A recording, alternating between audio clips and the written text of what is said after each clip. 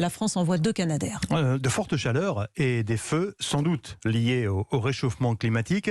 Un dérèglement qui a parfois des conséquences inattendues. Oui, conséquences sur le moral des Français et notamment des plus jeunes d'entre nous. Écoutez ce qu'a rencontré Damien Mestre. J'ai l'esprit qui divague, je pense comme beaucoup, au moment où on s'endort, à se poser des grandes questions métaphysiques et notamment sur l'écologie. Qu'est-ce qui va arriver quoi Est-ce que je vais être touché par la montée des eaux? J'en sais rien.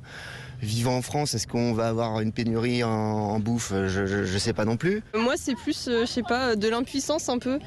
Je me dis que même avec, je trie mes déchets, je fais attention à ma consommation d'eau, des choses comme ça, comme beaucoup de gens.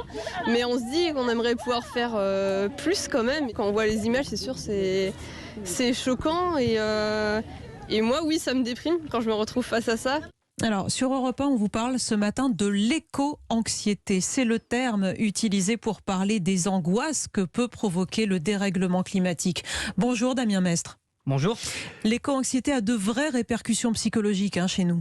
Oui, en fait, on parle d'une forme d'angoisse qui peut même paralyser et conduire, dans les cas les plus graves, à une véritable dépression. Le phénomène est bien sûr difficile à quantifier, mais les psychologues que j'ai contactés rencontrent dans leur cabinet de plus en plus de personnes qui évoquent de tels symptômes.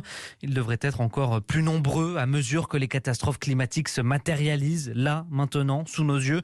Cela crée un véritable déclic, selon Alice Desbioles, médecin de santé publique et spécialiste du sujet. On ne naît pas éco-anxieux, on le devient pour peu que l'on s'intéresse notamment aux données du GIEC ou que l'on perçoive un petit peu l'actualité environnementale. C'est d'ailleurs pour ça que souvent lorsqu'on est éco-anxieux, on le reste. Et tout l'enjeu pour les professionnels, c'est de canaliser cette anxiété pour en faire une force, surmonter l'angoisse en agissant concrètement, explique le psychologue Pierre-Éric Sutter. À partir du moment où ils ont cette prise de conscience, ils vont militer ou s'investir dans des projets plus concrets comme fonder un écolieu, faire des fermes partagées, des choses comme ça et organiser par eux-mêmes la transition énergétique. Oui, mais attention à ne pas tomber dans l'excès inverse, préviennent ces psychologues.